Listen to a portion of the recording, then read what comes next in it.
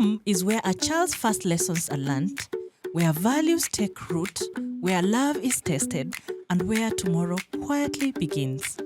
Welcome to the Parents Podcast, where we have conversations on raising children, strengthening families, and navigating the changing world of parenting. Whether you're a parent, a caregiver, a teacher, or simply someone who believes every child deserves to thrive, there's a place for you here. This is the Parents Podcast by the Parents Groove. Let's raise the future together.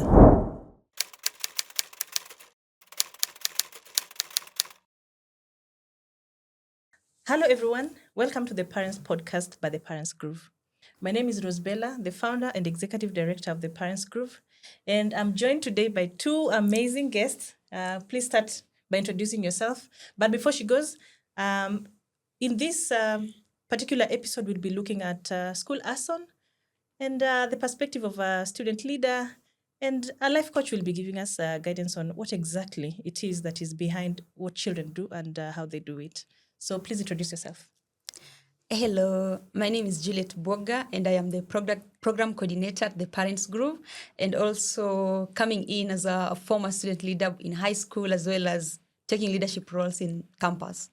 Yeah. Not just a former, let's just say experienced student leader. Okay, yeah, sure. Yes, you can take it away. Okay, good. Thanks for having me. My name is Susan Awor, and I am a life and wellness coach from Harvard School of Medicine. And I'm just happy to be here to share my perspectives about the school arsons. Thank you so much, Susan.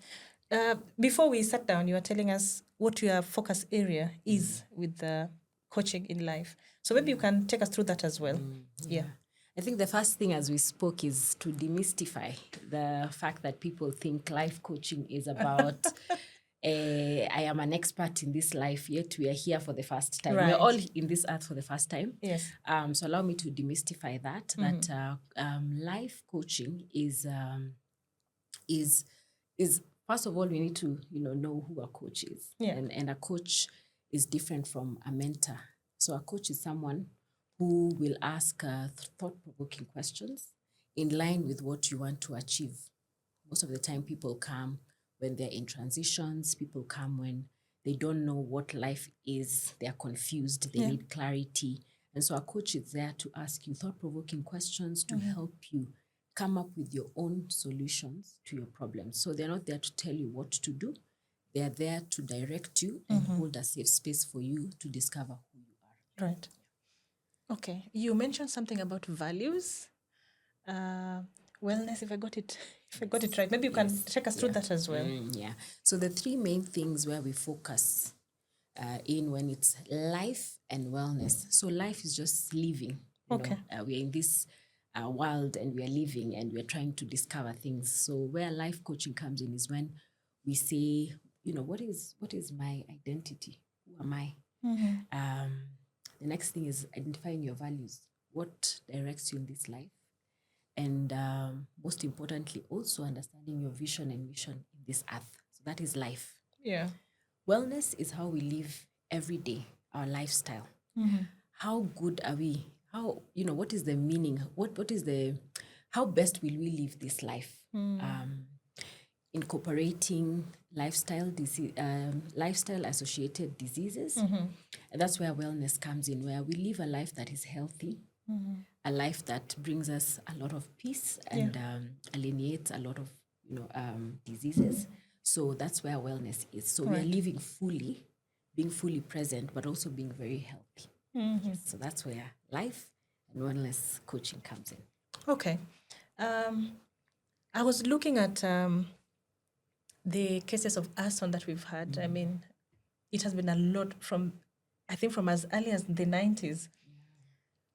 Children have been burning schools, burning fellow students. In fact, there's one that we were reading about of a very targeted one that was done, I think, in Nyeri. And they burnt 4 students who were prefects because they had issues with them. So it is something that was well thought of and crafted. So as you were talking, I'm looking at the value system of the children who were burning these other children and where exactly there could have been, a friction of thought system and their relationship with these 4 particular students. I know sometimes people ban schools not because they have issues with the students, but when it happens, when children are targeting fellow students, is it something that we can work on as parents? And how is it that we can work on the value friction between these particular children and our children? And that's a very good question. I think when we were faced with this school banning season, everybody's asking questions. We are wondering, do we blame the government? Is it the parents? Who? There's a lot of curiosity going on. There is. And what I would say when it comes to wellness coaching or life coaching is the prevention of these arsons. Let's take it from a point of what should have been done.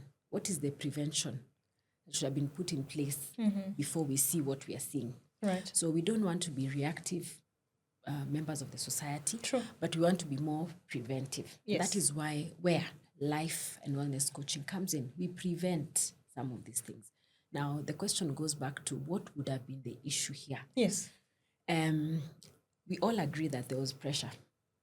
Just like you have a pressure cooker, and when everything is there, it explodes. The question is, what should we have done to prevent this pressure in the first place? Now, what this is communicating is the students had the last result of a behavior. But before that behavior, there was the thinking process, and that is where we should have arrested it. And the question is, do they have a platform to express themselves? Safely express themselves? How do they relate with the teachers? How do they relate with their peers? They definitely had a disagreement. Right. And their thought process was, the only way that we're going to solve this is banning, so that they can be heard. So we are asking and being curious. At the end of it all, they wanted to be seen, they wanted to be heard. But how they were seen and heard is in a way that made someone else lose their lives.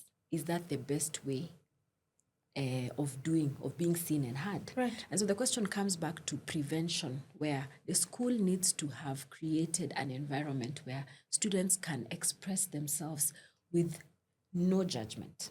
So you can express yourself and be taught opportunities of teaching how to express yourself in a manner that does not harm the people around your environment. And so I think schools need to look at wellness as part of a school program where you're not only teaching academics, but you're teaching students how to process their emotions, how to identify their emotions, how to name their emotions, and be in a safe space where they can be able to express themselves. I don't know if that... It does, absolutely does. It is unfortunate that, the government is doing everything possible to ensure that we have the wellness aspect in schools. And I know, of course, the Teacher Service Commission is trying to train teachers so that they have the psychology skills so that they're able to support children. But Anna, I want your perspective as a person who has been a student leader. Do you think, as she has said, that students lack a place that is safe for them to express themselves, and there's better that can be done from your experience as a student leader in high school and also in the university? Yeah, I think I'd agree with that because giving on my own reflection back when I was still in high school, yes, you find that some students want to express themselves, but now the problem comes in where now you find that there's too much, in as much as there's the discipline measures in school, but now with the beatings that are there, so you find that some students shy off from speaking their mind. Some feel like, okay, I'm going to be judged. And then there is now the bone of contention. If I tell this person, they're going to say it. Or if I share it with this teacher, the other teacher is going to know. And now, the next time when I don't perform better, you find that the teacher spills that out to you. Oh, they use it against you. Yes, so now it becomes like, it's very difficult for these kids to open up. Yeah, so you find that it's also a challenge. And then she also talked about wellness. Yeah. And you find that one thing I saw was that, we used to have activities because I also believe that activities that they help us to relieve, we are able to reset and rewind. Yes. because you are in classes from morning, you wake up very early in the morning, you have to go to your classes, so it's books back to back.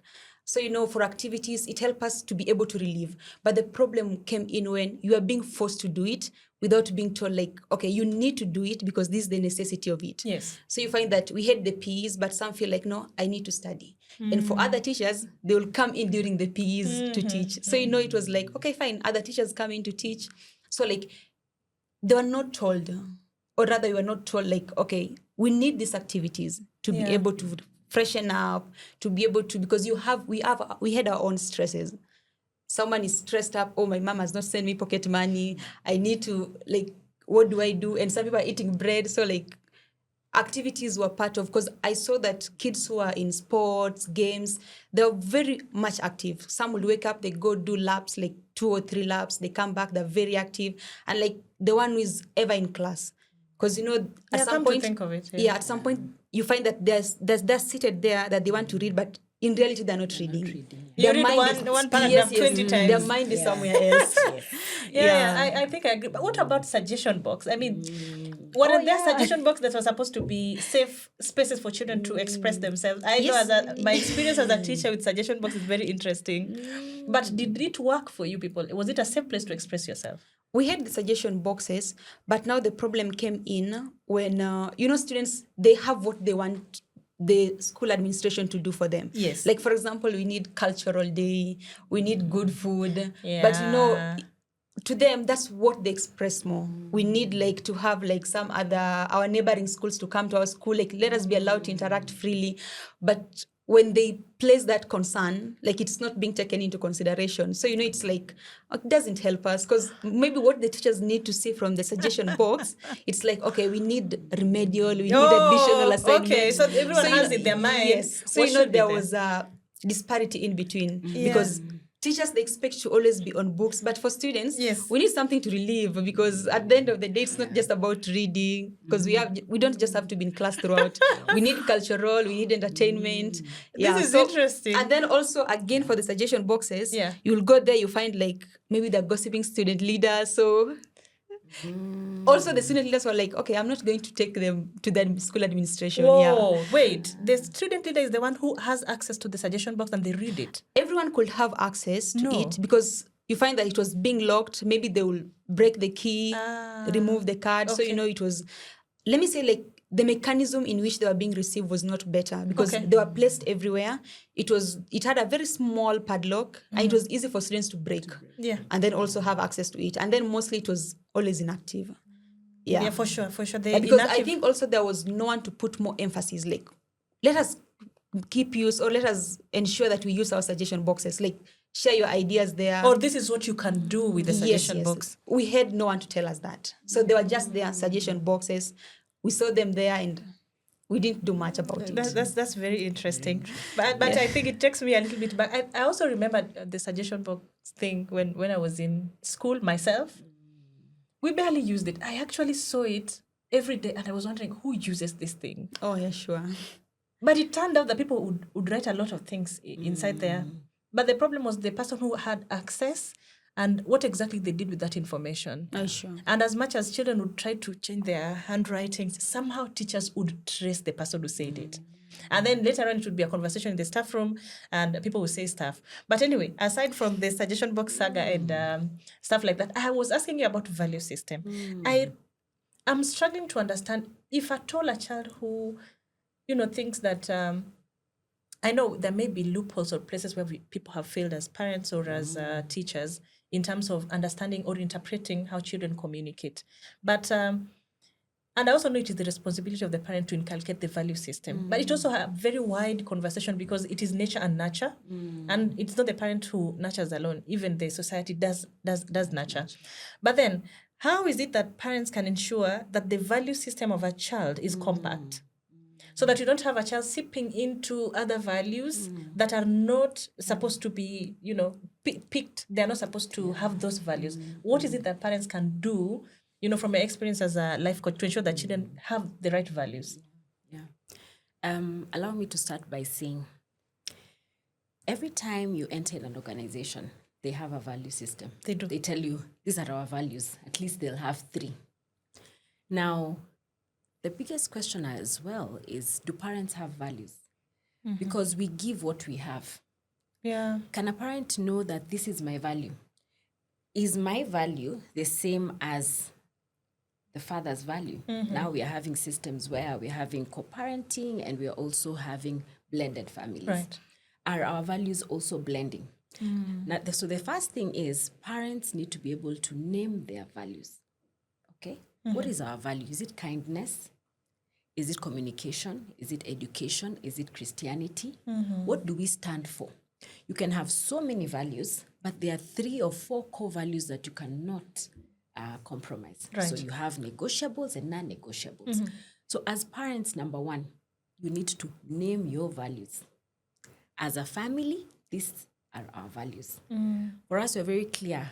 Kindness, value system of, Christianity or Christian values, Yes. or believing in the Bible. Yeah. We have things like integrity, saying the truth, Yes. reliability. So by the time you're even approaching a school to take your child, you need to know if my values align with the school values. Absolutely. You start there. I think I agree. And as you're doing this is, values are is a way we live every day. So the children grow up, they may not name the values, but they know. And having conversations with values and naming, I usually say there's a lot of weight in naming your values. Because the values shape who you are and they help you make decisions. Now, if you come from a family that speaks more of, expression, express yourself. The father is happy to hear what the child is saying. Right. This child goes with that value to school as expression, and they will walk into a principal's home office and say, "I'd love to express myself," and they know how to also express themselves in a very open and respectful manner, but also very authentic. Yes. Because I say what I feel. And I come from a place where when I speak my heart, I am not judged. It was safe. It was safe. So when you talk about the value system, what I would say is, number 1, parents need to know the values. Yeah.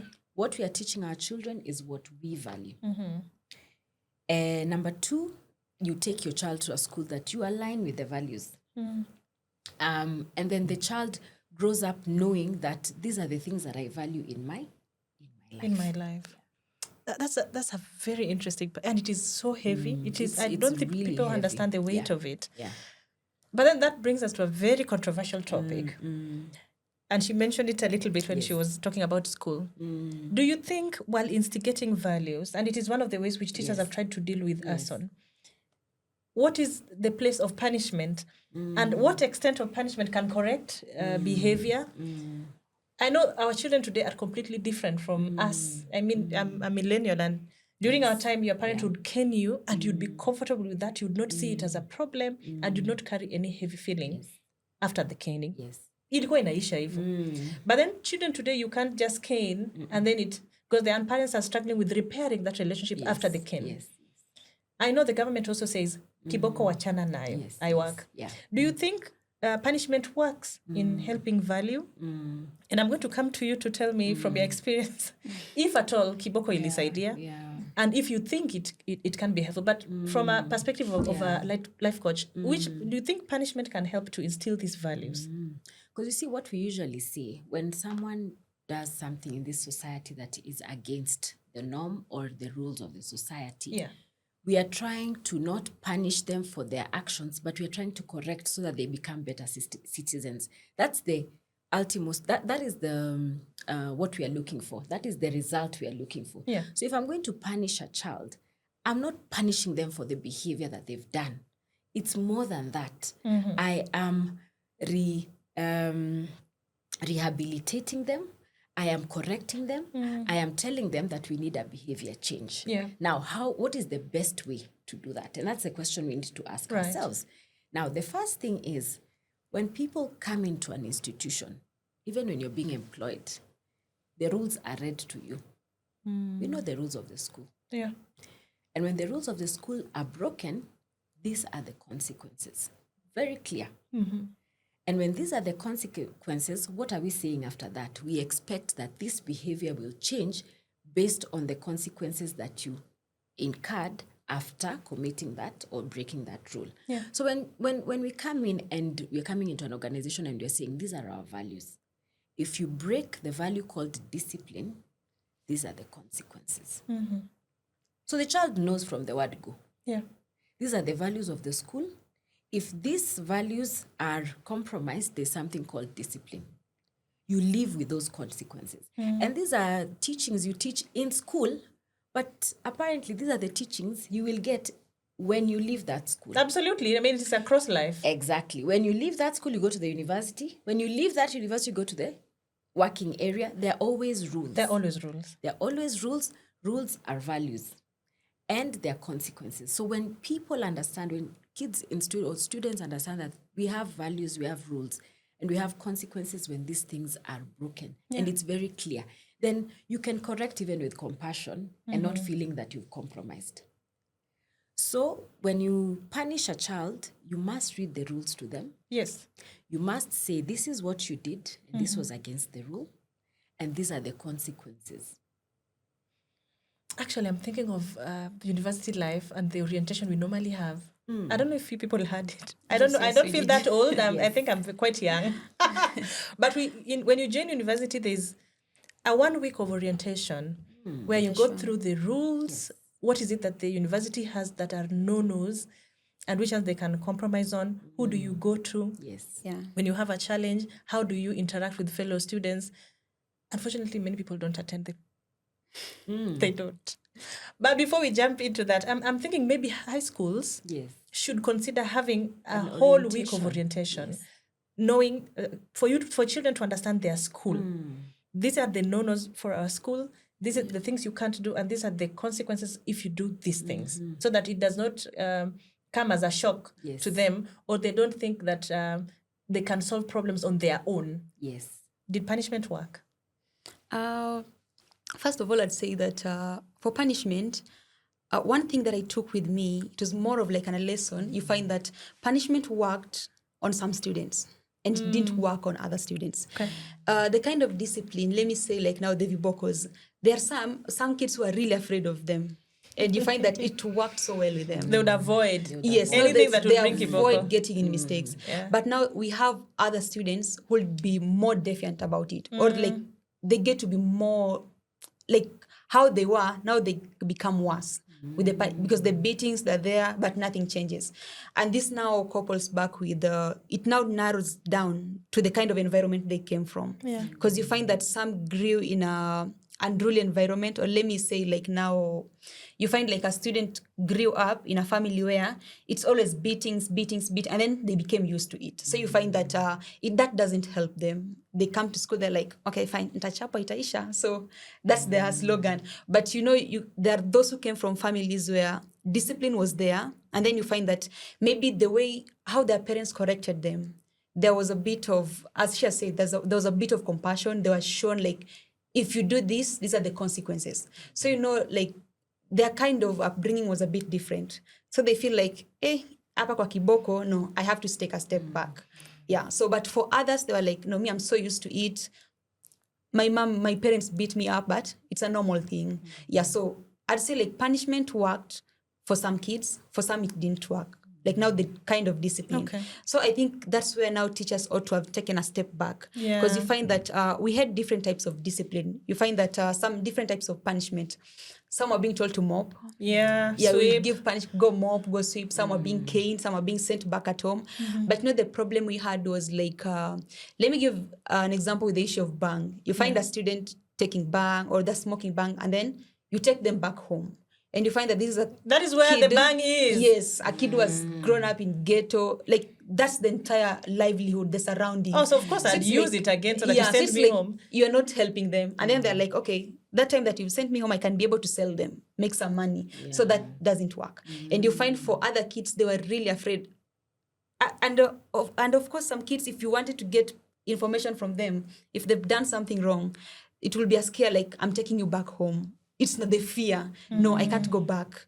My parents will beat me. So for them, it used to work. But for others, it was a normal thing. I think it's my for time me, to go back home. what I'm picking is the involved parent versus the uninvolved parent. Sure. So a parent who is always fit in 100% in, and she knows that if my child does this, there are consequences at home. Then that child would not want to go home because there are further consequences. So they avoid. So I think it's coming out clearly that it's important for the school to work well with home. Yes. And the home environment directly influences the school environment. People can have families that are so good, like you've mentioned. Yeah. They have invested in who their children become, they've given their effort, but then there are parents who are hands-off and they've not done anything and they don't understand the environment their children are growing up in. I mean, I also understand the life is tough in itself, and people are looking for money, but sometimes people look for money at the cost of who their children are becoming.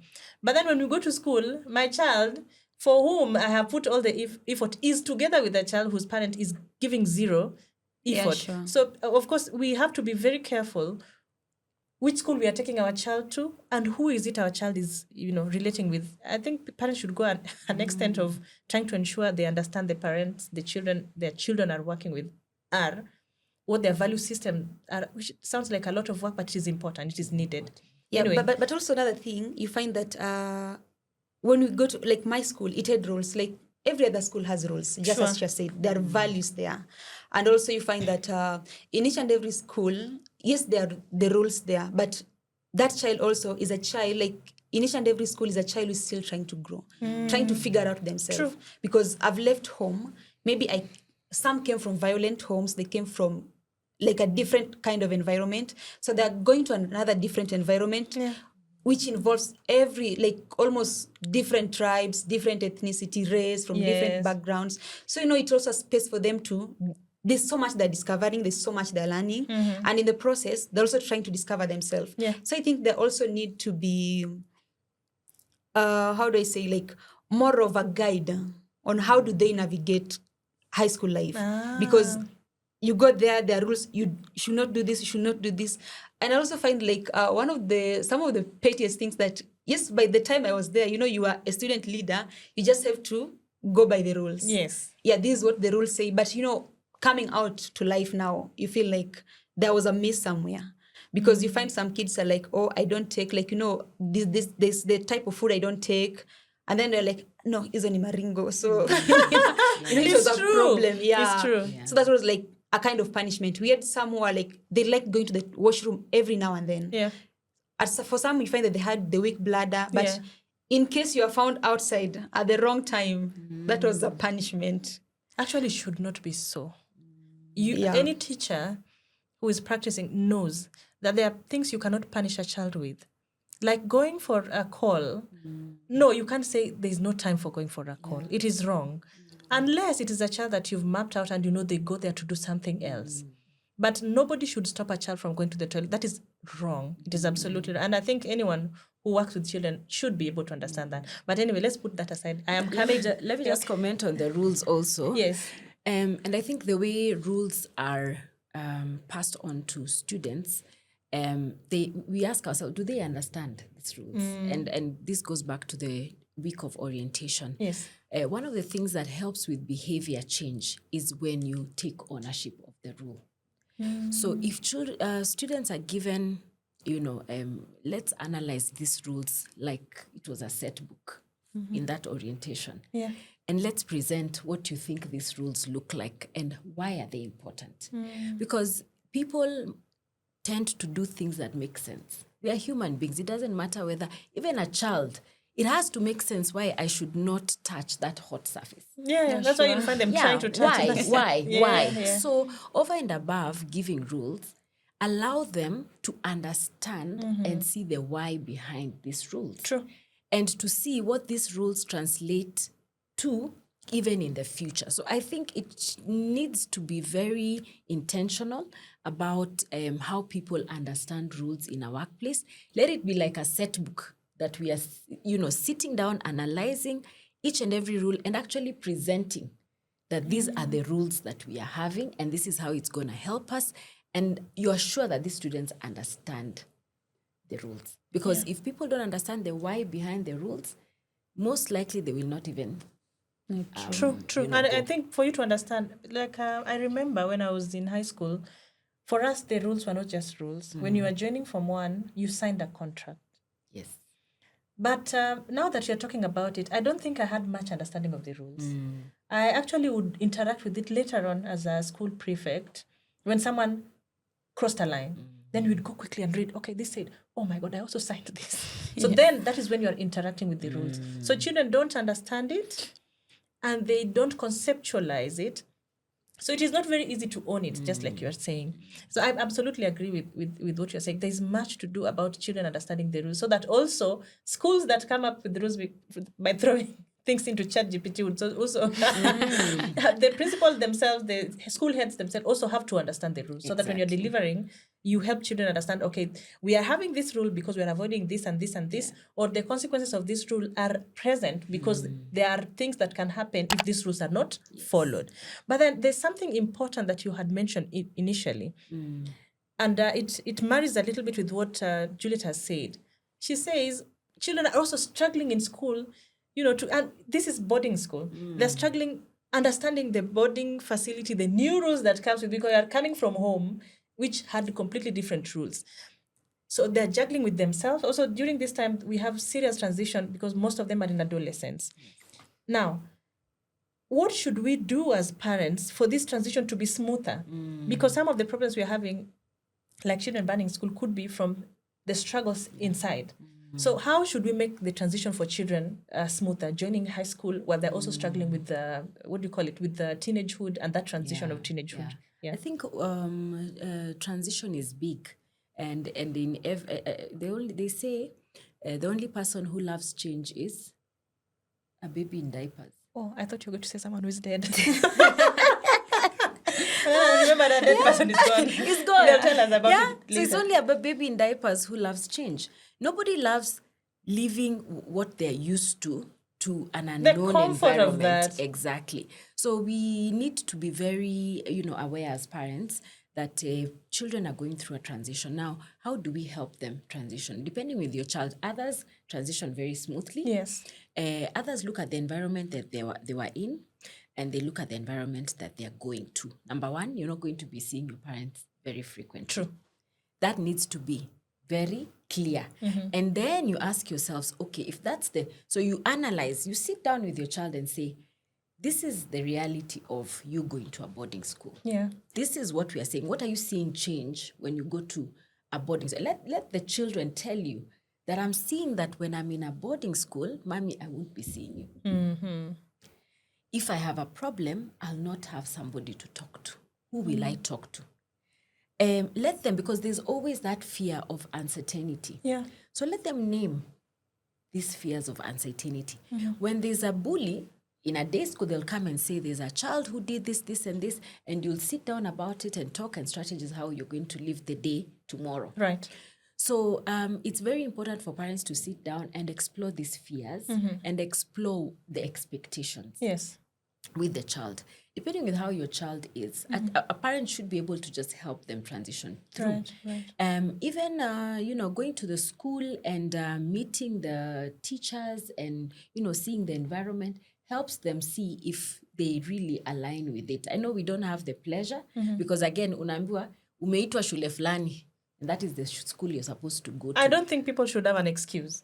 Go. Yes, just go. Yes. So when you go, this is the environment that you have. Yes. What are the concerns that you have with that environment? But also, what are the good things that can come out of this environment? True. We can't focus on the negative. We cannot always focus on the negative. And next time, you'll find that, you're thrown into another new environment. Actually, one of the things we say with a person who is someone who's mentally stable is someone who can adapt easily. True. If you struggle adapting, probabilities that you'll have a mental illness in the future are high. Yeah, that's true. You need to learn that adaptability. And when kids are told, learn to adapt to environment, it is good for you even in the future. Yeah. And having this kind of conversations, I think they can really help with the transition. And if at all, as a parent, you feel like you're incapable, again, there are coaches who can help your child transition into a new environment. Where do people get coaches? That's a good question. So first of all, I would caution, there's so many people calling themselves coaches, but it's a new way of it's a new In a space capitalistic- yeah. But there's the International Coaching Federation website where you Okay. can actually go Confirm. and search Yeah. for a coach that is near you, Yeah. a coach that is certified to coach individuals. So these sites are there. The main one is International Coaching Federation. So I think have even the we'll Kenya have the chapter. link Yeah. so that they can be able to look yes. through. But now I think I've discovered it is very important for children to No, to be assisted. transition. Yes, that transition yes. is very Yeah, important. Come to think of it, for me, transition was very easy because I went to boarding school when I was about 10. I mean, I struggled the first 2 or 3 terms. Yeah, 2 terms. It was heavy on me. And then now when I was joining the next class, it became a little easier. It's losing things and stuff like that. But then, yeah. But then, let me ask you, is arson a discipline issue? Can we say these children who burn school are indisciplined and that is definite? I think it is a wellness issue, to be honest. Would I say definitely the people who now think about arson, most probably they've had issues with discipline. But just over and above looking at it as a disciplinary issue, it's also a mental issue. It's a lifestyle and wellness issue. Because I'm just thinking of an environment where, number one, there were bars in the windows, like the metal bars. Yeah. When you see a metal bar and you cannot go through, what does that communicate in your head? Barrier. You can. It's just you've been. If you are reading There's set no books, way out. There's no way out. So you feel enclosed, and even in prison, the people who are put in isolation, that is the worst punishment for a They human say being. that. They say that. If you're put in this dark room with nobody, you're just alone, that is the worst kind of punishment because human beings are social beings. So each and every school, as much as they would look at the end result as being indisciplined, there's a mental health issue that needs to be addressed. Yeah. We need to prevent, and that's where wellness comes in. I believe each and every school needs to be evaluated for a place that is well suited for human beings. Let me put it like that. Yeah. But then what is that? And just allow me to share the 6 pillars of the lifestyle, medicine. Yeah. That the first one is physical activity. Oh, the one she Any mentioned. person, exactly, she mentioned, very important. Any person needs to have movement. Nowadays, I don't say losing weight or fitness. People feel like, oh my God, it's another, we have to, But I think call it's the it people who try to movement. show us these things. They make it the look fitness, difficult. They make it look so difficult. Yeah. So I like the way she said movement. Where do people get an opportunity to move while you're in a boarding school? Now, if you look at other boarding schools, and I would say this high-end IGCSE boarding schools, have you ever had one of them being burnt? Come to think of it, I'm not. Honestly, for me, I said I've never had this, I won't mention, but I've never had these IGCSE boarding schools being burnt. Have you ever toured them? I have. So they have areas of wellness. Yeah, they are. They have nature. Nature is part of wellness. They have dogs. They have I saw ducks. rabbits. There are ducks. Like nature is Yeah. This one I've digressed. That is just the nature and whatever. That's the first pillar. But as we look at these types of school, number one, movement. I would not, in fact, if a school had a gym, that people can wake up and go move. If they had a dance session in the morning, if they had yoga, how much does Zumba. it take? If they had Zumba in the morning, what kind of kids are those? Like in the morning, just 30 minutes, people go and they are dancing and moving, and that's how you start In my your boarding day. school, you wake up and you go And running, or you go if you straight can to go class. running, or you can do so, just movement. Yes. That's number one. Number two is nutrition. Someone mentioned, I think I was hearing one of the podcasts, what do these people eat? It's part of wellness. Number three is a social connection. Do they have friends? As a teacher, I would be concerned if I just see a student by themselves, because it is important for everyone to have social connection. True. The other thing is resilience to stress. how sure are you that this child, first of all, can resist stress? How do they cope? How do they cope? With stress. And so these are some of the things that you need to look at. The other thing is sleep. Sleep. Are they sleeping? Yeah. Are they actually, are they actually sleeping? And these are some of the factors that people need to look at and see. Is there, in this pyramid, is there, life? How is the lifestyle of these kids? Yeah. Can they express themselves? Are they safe? I wanted to jump to you. Because as mentioned, discipline, we cannot look at it at surface value. Yes. From your experience, the children who were, quote unquote, giving teachers trouble or giving everyone trouble, was it a discipline issue? And was there any parental connection to what was going on for those that you interacted with? For the ones I interacted with, let me say, I can't say 100% was discipline issue. Yeah, but I'd say like a portion of it were discipline issues.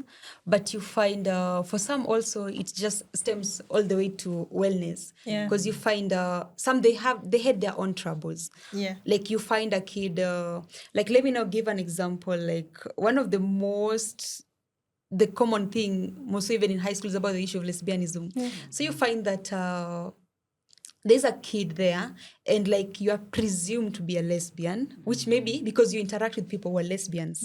So like this is something that in a way it troubles you because you feel like, oh, you're going to be caned.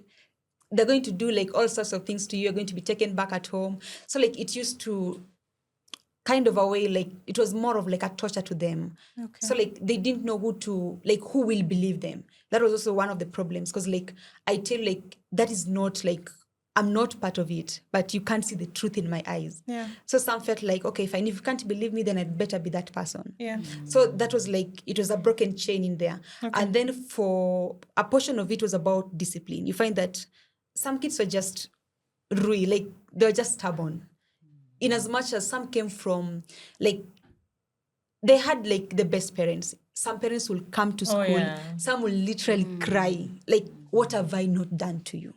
You tell me you want this, I provide. You tell me like, oh, I don't have this, I'll go look for it. So like to some parents, like they also, it's like, they felt like, okay, what should I be doing better? And also that's now stemmed back to parents. And I think part of our parent training, you even talked about it, like parents should never go to a teacher and tell a teacher that I can't be able to handle my child because it's like as a parent should not get tired of their kids. Yeah. As a teacher, it was always a problem I struggled with. When someone comes and say, Mimi mwalimu nimekuachia. Why are you leaving your child to me? It is your child. And also a teacher is struggling with numerous of children and the children of their own. So they cannot give your child the attention that you can give your child. I understand children can be very difficult, but I think no parent should be giving up on their children. Yeah, so you find that that was also like a kind of a challenge because teachers, because for teachers, they're dealing with a huge number because you find like you are 1,000 plus, so that's a huge number for teachers. And then owing to the fact that we had like around 80 to 84 teachers, so you just find out like I can't meet all their demands. Yes, that was also another problem. So that's why parents had to come in handy. Because also as they take their kids to school, you have to tell them. Because and then you spoke about something about transitioning. For me, my main problem was to have to deal with the cold. Like iyo baridi ya Nyamira, it was something else. Yeah. It took me like warm. Yes, it took me like a month to adjust. And then you also the problem of now you have to wake up very early in the morning. You've never been to boarding school. Yeah, and then now it was like a new environment you're transitioning into. Yeah. So you find some people. For some kids, they're going to struggle with that. They won't wake up in the morning. So, those are being channelers or you are in discipline. Because some will still remain in the dormitory to sleep. They don't want to go for the morning preps. Yeah, so those are labeled as in discipline. Because like your friends are in class, why are you not in class? What are you doing in the dormitory? And then now, there's the assumption teachers always have. Maybe you're a lesbian or you're planning to do something. So, it was always like, it was more of a challenge. Yeah, and then... that's why I said, like, part of it was indiscipline. We could have labeled it as indiscipline cases because you also find that there are rules there. As a student leader, you just go in front of the parade, then you tell the kids, this week you have to do this. This is what you're supposed to do. These are the rules that we have. But some, let me give a very uncomfortable example whereby we used to sleep we had, I was in the 4th floor, how our dormitories were arranged. And then you find that we had kids who were mopping the staircases because it was us who were doing the manual work. And then you find there's another kid who's going to urinate on the staircase. And there's another student who's mopping.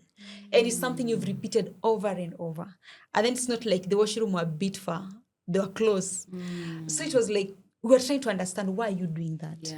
We've said it over. And then Good it's like, value system. it's a like value it's like you're system. punishing another student. There's a problem with the value system, yes. There's a problem with the value. It was like you're punishing another student who is also working there. Oh my God. And there's so much medical issues that come with Yes. someone mopping someone's pee.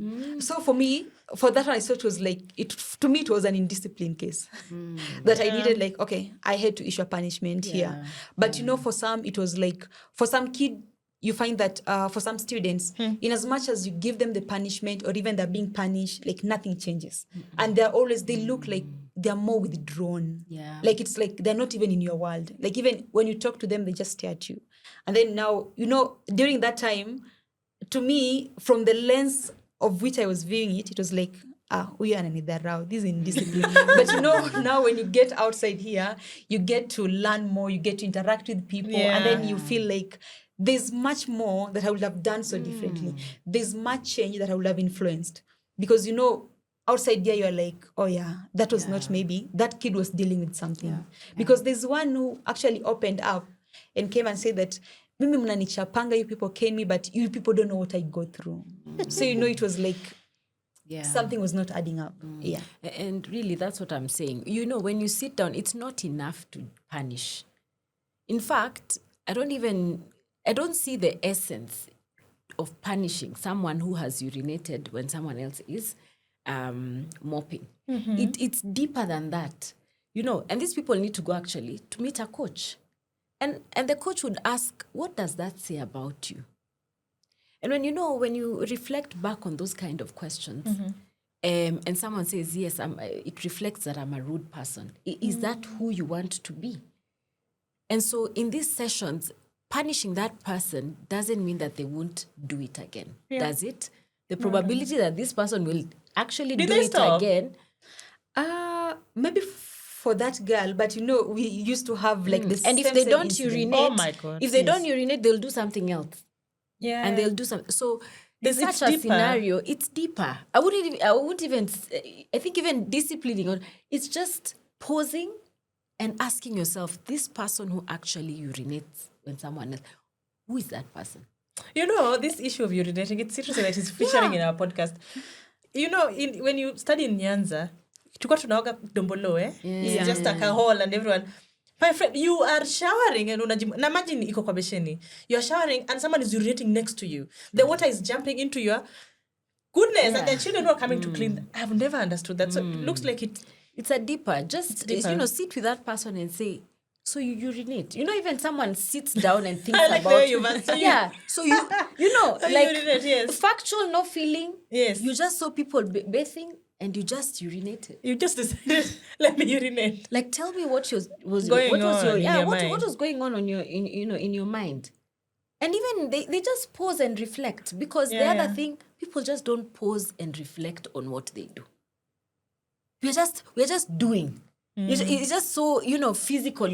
But do you pause and think of, why am I doing what I'm doing? What does it say about me? I think that's quite heavy. So and I think these are, issues. And I think even these students who commit arson, there are things that they've done that someone should have sat Did them not down. question. Did not question. Why do you say what you're saying? Why do you do what you're doing? And teachers need to be also coached on asking these questions, but at the same time, they're also busy having their own curriculums of what they need to do, but also having group sessions with with a coach who is external. And so the students don't associate this external coach with being amongst the teachers and that, so then you secure the trust ability there. And having coaching conversations in group setups on a Friday afternoon, and we have like 3 or 4 coaches coming in to coach Form 4s or Form 1s about transitions, and they are seated in a group of 10, and everyone is talking about, this is what I'm facing. Her problem is not my problem. My problem is different. But everybody, actually, I'm not the only one going through the same issue. We actually have a common. And also, this brings about a lot of bonding. Yeah. So just having those conversations on a Friday afternoon under a tree, and there's a coach who has come, and people are just talking about, let's talk about how you're coping as Form 1s in this environment. How is it? And once you name and say, "Ai, mimi baridi ya hapa," it's crazy. And that's why I find myself sleeping. But then sleeping is being called indiscipline. It's not indiscipline. And then everyone says, even me, I'm struggling with sleep. Even me, I'm it's not a me problem. It's not a me problem. So Yeah. what can we do just to ensure that we're in class by the time that the school has set? Yeah. But also the school needs to also see rules are always changing with times. They should be changing, true. So, and involve the people who are supposed to do this, abide by these rules. Yeah. So it should always be a continuous process of revision of rules. That's brilliant. Yeah. Because my school, I think the rules we had were rules, because my school was quite old.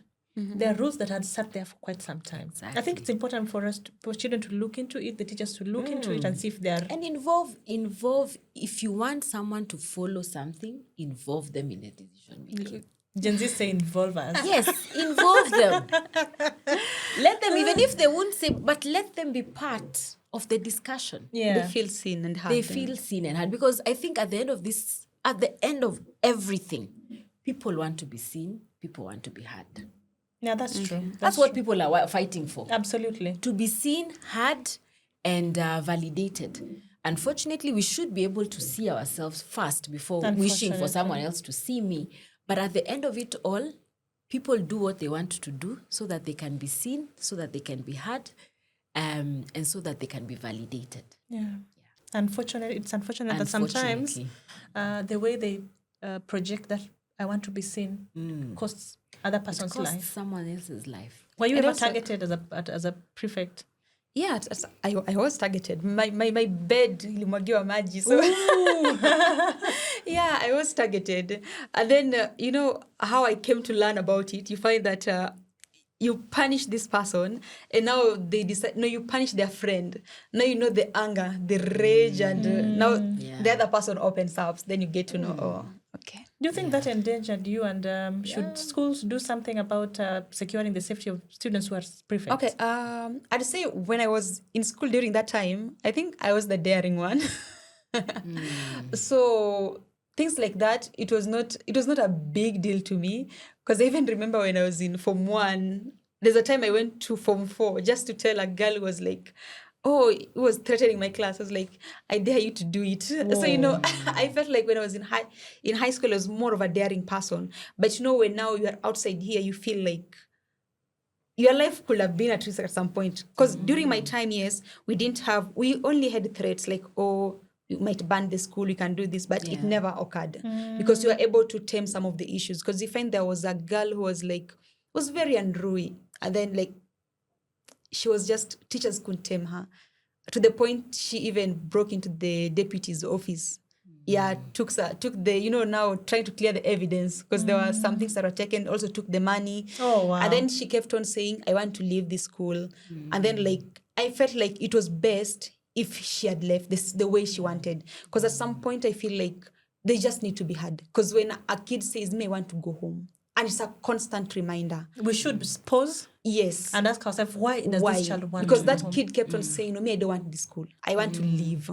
And then I felt like, because I remember sitting down with my principal, and then you were like, if she wants to, let us give her that. Because you don't know what she's capable of doing. Because this was someone who was capable of doing anything. She even used to say it. And maybe she was showing that she can do anything, which was a cry of, just let me go. Yeah, just let me go. Yeah. And I feel like schools also needs to be open to that. The school administrators, they need to listen to the kids. Like, okay, this one wants to go home. Why? Because when you say me I want to go home, and why kiboko would you ndio hiyo. stick with a child who has said they don't want to be there? Exactly. Yeah, so it comes to the fact like, no, we have to cane you. And then also parents also comes in. Oh yeah, Unanisomea nini nyumbani? Nimi unanisomea. Yeah, and then Shida also I usome. wanted to ask her question about there's a part she spoke about like we don't need to punish, we need to listen, we need to ask them that why are you doing this. And I want to give an example with the recent the fire outbreak in Utumishi girls, which claimed the lives of 16 girls, which made their souls rest in peace. And then you find that when you watch that clip, it is there's some rage that comes out because we saw what they did. They lit the fire, they closed the door, they and did then not scream to tell the by children the time to they're run? doing that, there was nothing. There was no emotion.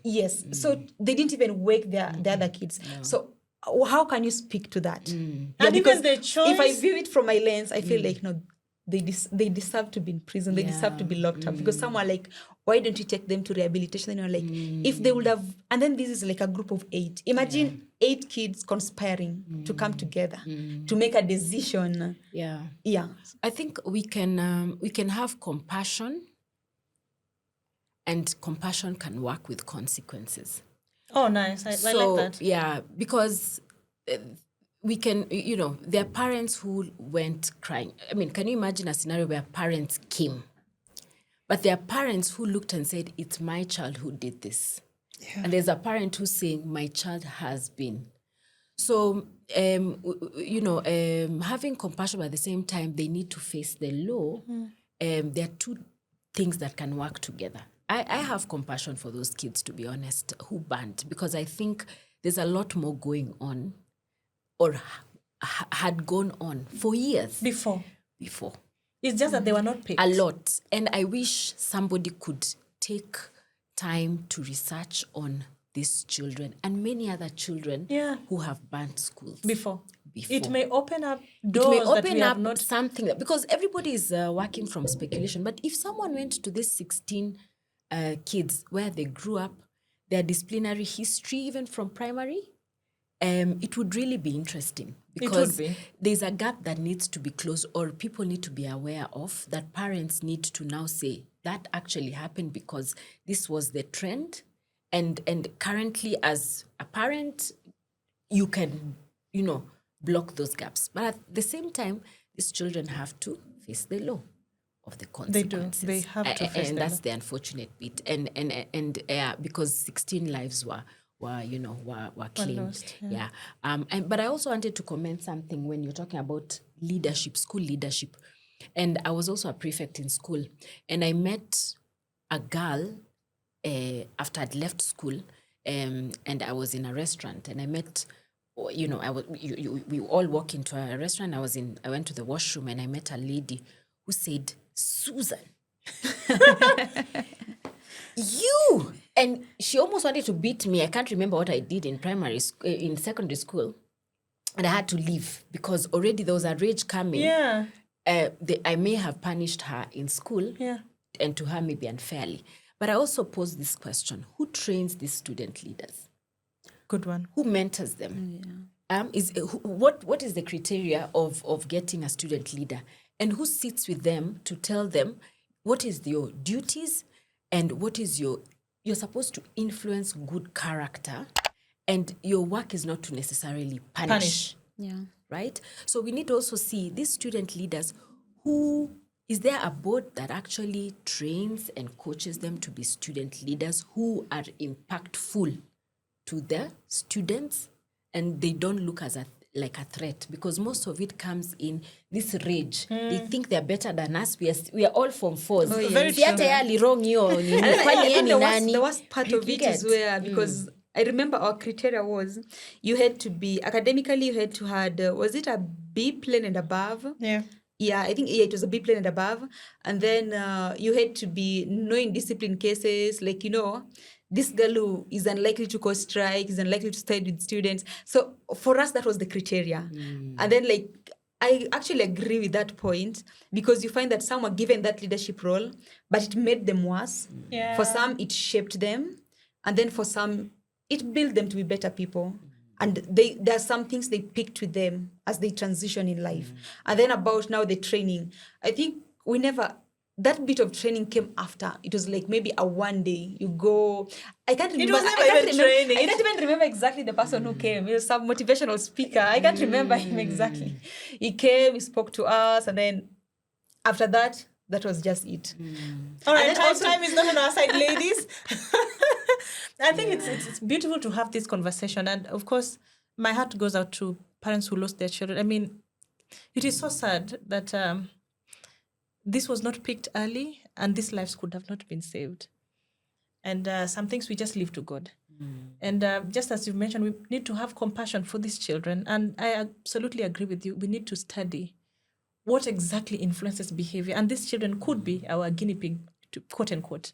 Maybe we can use their lives to try and understand what is it that happens, because we've had arson for such a long time. And we continue losing children every time. But before we end, let me begin with you. What do you tell parents, those who are afraid of taking their children to boarding school, those whose children are prefects, those whose children are about to transition, because parents don't just take children to boarding school because I like boarding schools, I just want them away from me. We may have those, but there are people who don't have any otherwise.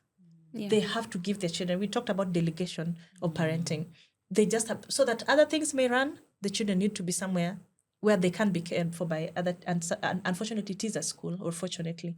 So what would you tell a parent whose child is a prefect in a boarding school somewhere, or whose child is transitioning into boarding school, from a student leader's perspective? Okay, what I'd tell parents is that, first of all, be the first teachers of your kids. Because remember, you are their first environment. You're the ones who needs to nurture them. And as a parent, one thing you have to do is to build a better communication channel between you and your kid. Because when you have that better communication from a very young age, they'll always feel free to speak to you. They'll always feel free to tell you. Like, they won't lie to you when they're now grown up. Or maybe they have to sneak somewhere, because you created you gave them that safe space to always run to you whenever they're in trouble or they have a problem. And also, parents need to ensure that they're able to assess, as you take your child to a school, ensure, like, do they have the safety mechanism in case of a fire outbreak? Don't just throw a child to school and leave them to teachers. Remember, this is you are the main steering. You are the main, the main character in your child's life. Yeah. How you want them to turn out, because not parent will want a child who's going to be a criminal. They will not want a child who's going to end up behind bars. Like, you took them to go study, and then you're just being called that, oh, your kid did this, caused the death of 16 kids. So about parents, ensure, be their first role model, be their first guide. And as she said about values, what do you have that you can show them? Yeah. And also, just to pass them, this is a collective effort. It's both to the school, to parents, as well as the Ministry of Education as well. Ensure that we have the safety mechanisms in school, because it's very painful. You're not going to school, you're not there that I'm going to work for a brighter future. Because when you're there, you're like, oh, I want to be a doctor, I want to be a lawyer, I want to be an engineer, but you find that some die before fulfilling that dream. Right. So also, to our Ministry of Education, let them ensure that there's safety mechanisms, and also to ensure, what capacity are we taking to a certain school, because you can't give a school 1,000 capacity, a school that has a capacity of 400. Right. Yeah, so that is overcrowding the schools. Yeah. And also, let us just ensure that the school facilities, they are better, to ensure we better the lives of the kind of kids we want, or the kind of students we want in the near future. Yeah, so that's my take. Thank you so much, Judith. Awesome. Give us your take. Yeah, as she was talking, I was just liking what she's saying. I think to the parents, our children are a product of who we are.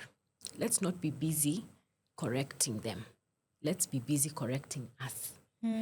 Whether we like it or not, they will be half, if not 3/4 of who we are. Sure. So this correcting let's work on ourselves, because inherently when we work on ourselves, we've already worked on the kids. That's the first thing, for the parents. For individuals, let's have a yearn to discover who we are. let's have a yarn to discover our identity, our values, and our vision in life, and our calling in this life, each and every one of us. Again, to the larger community and to the government, let's employ people in the educational sector who understand what education is all about, who are passionate about education, so that they can be doing one-on-one rounds to ensure that our students are safe. Because at the end of it all, it's our future. And I love such conversations where we can be able to explore more and discover more about ourselves. So let's not shy away from coaching. As a coach, I'll say, please find coaches are all, they're out there, and their work is to help you discover and help you live the best version of yourself. Where can we find you? If someone is at all interested in being coached, where would they find you? So I run an organization called Green Life. It's at Methodist Ministries. We have coaches, counselors, and we are all in the wellness space. It doesn't matter if you need, there are different kind of coaches for different kind of scenarios. I do a lot of life, wellness, and leadership coaching.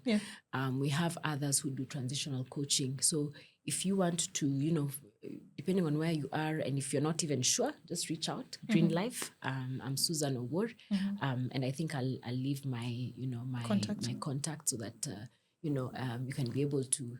I always say, be the best version of yourself. Absolutely. I think what I would like to tell parents is that we have no shortcuts. We have absolutely zero shortcut. Our presence in our children's life is something we can't take away, no matter how busy you are.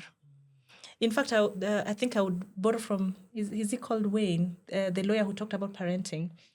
No matter how much you scale in your career, if you failed as a parent, you have failed. Because we have been given a responsibility to care for children, to nurture them. We are co-creators. We are making a person. If you step aside, it means you've completely left this person unguided, which is not something that is good for this child. So I want to, encourage parents, be part of your child. When they go to the boarding school, go to that school. Check the school out. Just like the life coach has said, ensure that the values of the school align with your value as a parent and that of your spouse and what you want for your child. What does the school look like?